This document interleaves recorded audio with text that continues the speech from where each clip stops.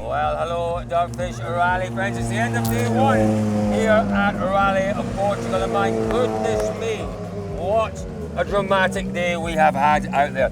David, let's start with our leader at the end of the day before we take you to the drama, because there was plenty of it involving Elvin Evans, involving Oit Chanak, Takamoto Katsuta and others. But before we take you there, let's talk about our leader, Kalle Rovanperä. What a day he has had. What a fantastic day. It's exactly what he did last year, isn't it? You know, he came here, it was a compromised, tricky place on the road, and he's just delivered. You know, really and all of those people, not mentioning any names, Kalle hasn't won all year, he hasn't won since I don't know when. Who would that be? That was you. Earlier this year, Kalle, don't listen to him. Never, I never doubted him. He hasn't actually won yet, but he's driven brilliantly. Just a great day. Equally, he's made the most of issues for lots of other drivers, like you said. But what we did say at the start of the day was that there was strategy involved in this event. And Kalle Rovanperä, second on the road, it was always going to be a little bit challenging for him. And he really did. He went about things in a very, very efficient way today, David. He didn't really, because he wasn't comfortable with the car. He said that, didn't he, this morning? He wasn't entirely comfortable, didn't over-push, didn't try to find something that wasn't there. But you said it, Cole. You said in one of the, if you've been watching following Dirtfish Live Centre, you'll have heard some of the audios we've been doing today. One of the only good point you made today, and it was genuinely a good point, was that, he knew he'd get to the Arganil stage. That was his kind of island, wasn't it? Yeah. He really was good there last year, really solid time. I think in a loop, if you're a driver and you've got one place to go, that it's going to be good, you can kind of hold on to that and you can get there. And that's where things really turned around for him. Okay, he was doing a great job before, but he got there. Yeah, and it worked. And the thing is with today, because the fact that we don't have a lunchtime service, because we're out there on the road, all of the drivers are compromised. You can't take the raciest setup at all. You have to be sensible. You have to take more parts. The cars are a little bit heavier. You're a little bit perhaps compromised on tyre choice, whatever. He just drove with his head today. But for me, it's what he's done all year. Yeah, it really is what he's done all year. Let's hear from Kalle Rovanperä at the end of day one. After the morning struggles with the car, we got a better feeling and then stayed out of trouble and had a good pace. What did you have to do to give yourself that better feeling? Just something on the suspension and chassis side to have a bit more support. We drove the test in so slow and narrow in Sardinia that when we went to the fast road first time we felt that it was a bit lazy and not optimal. So it was not easy to predict that, but we could fix it, so it's all good. Maybe a little bit surprised by just how rough the conditions were on the second pass this afternoon? Yeah, definitely. I think it has been really dry before the rally and the roads went really bad. It has been always rough now since a few years, but today was really bad. You need to be quite clever to stay out of trouble. And as a driver, particularly starting second on the roads, how good is it to have a stage like Arganil, which is a bit of a banker for you? You know you're going to go well in that stage. That must be quite a reassuring feeling. Yeah, it's good. Of course, first pass, the feeling is always a bit unsure. You don't really know what's going to happen. Second pass, if you know that the pace works there, the car works, it's nice. But like this afternoon, it was so rough that you just try to manage the speed, push when you can, and then try to avoid the problems when needed. Fabulous day, well done. Thank you. We look to Hyundai, we look to their third driver, to Danny Sordo, and we look back a couple of rallies to Cyril Abiteboul saying he needs to show some more pace. My goodness me, Danny has been good out there today, David. You were grimacing a little bit. No, Danny is good in Portugal. He's always good in Portugal. He's an emotional driver, Danny, and I think we are closer here to his home crowd, to his hometown, than we are in Catalonia. Yeah, absolutely. I was going to say Lloret de Mar. It's been a few years since Salou. So, you always get a huge number of Danny Sordo fans here. They come over the border. He likes the stages. He had a good place on the road. He had a great car that was set up. Even he was saying, there's more speed to come from the car from this morning. He's just comfortable. And really a comfortable Danny Sordo is a quick Danny Sordo. No question. A comfortable, confident Danny Sordo. Yeah. He got to grips with the car really early on. Seemed to enjoy it out there today. This is what he told us in the media zone. It has been not so bad. we missed a little bit of time in the hairpin in the stage today, and we lost maybe seven seconds, something like this. But man, without that, we were in the pace all the time, and we were quite happy. So 2 Hyundais then in the top 3, because in 3rd place, Thierry Neuville. Do you know what? He told us before the start of the event, test went really well, car feels really good. I'm absolutely up for this one. Struggled a little bit for pace this morning, David. He was quite a long way off in the tyre zone, wasn't he, this morning? He was. He talked about the way that the conditions had evolved for him. It wasn't easy for him. He's found something this afternoon. It's really close fight for 3rd. Generally, talk to George Donaldson, and George is going to tell us again.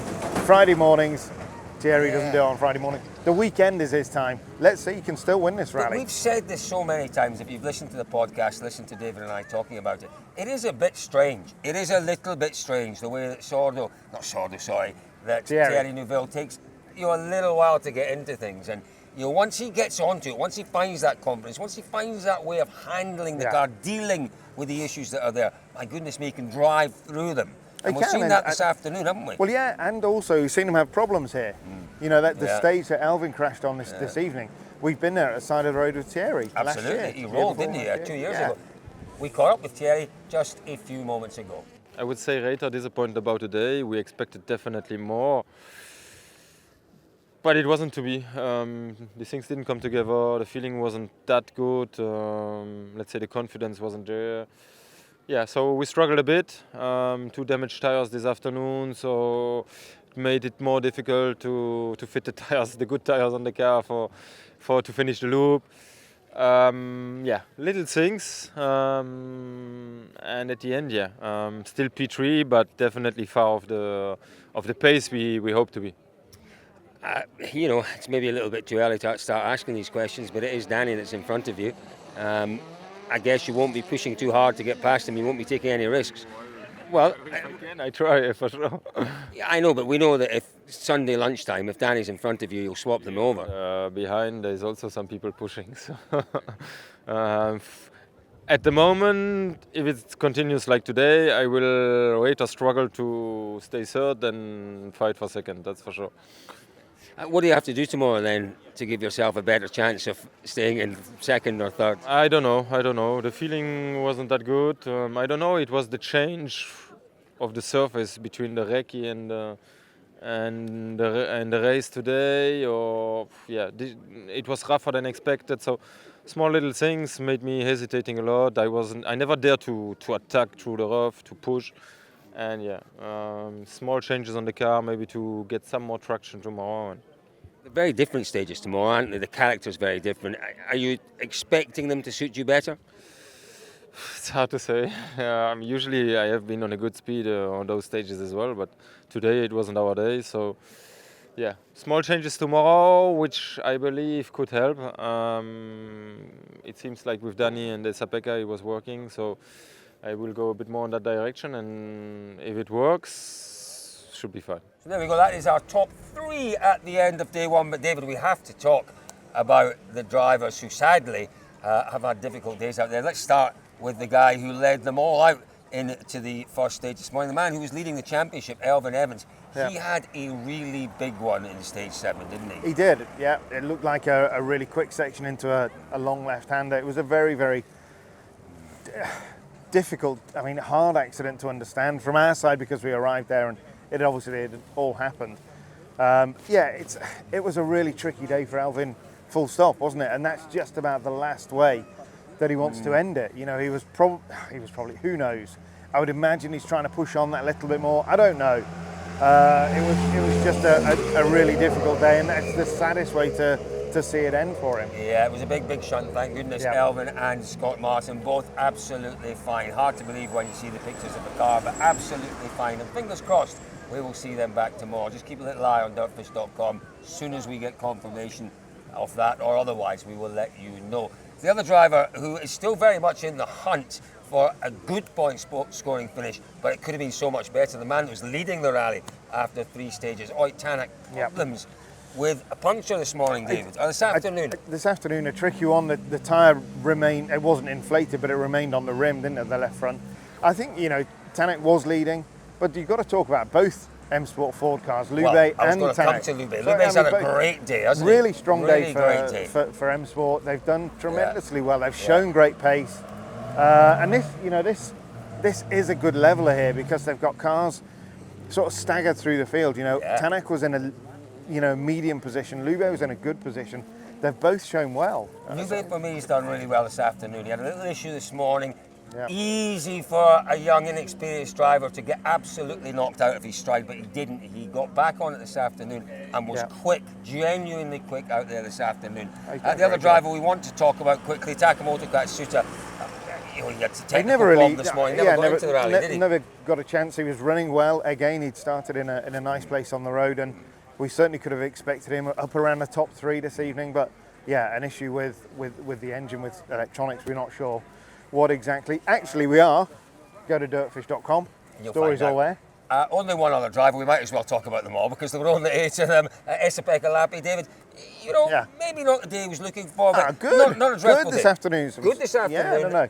He took a gamble, didn't he, at lunchtime? He did. We talked about it wasn't the day to take gambles. But He had to because he was so at sea with the car. Yeah. Couldn't figure out what to do. Had to do something. So rolled the dice. Came up with a couple of 6s. And it's clearly worked quite well for him. Off he went, cleaned out the house and off he went.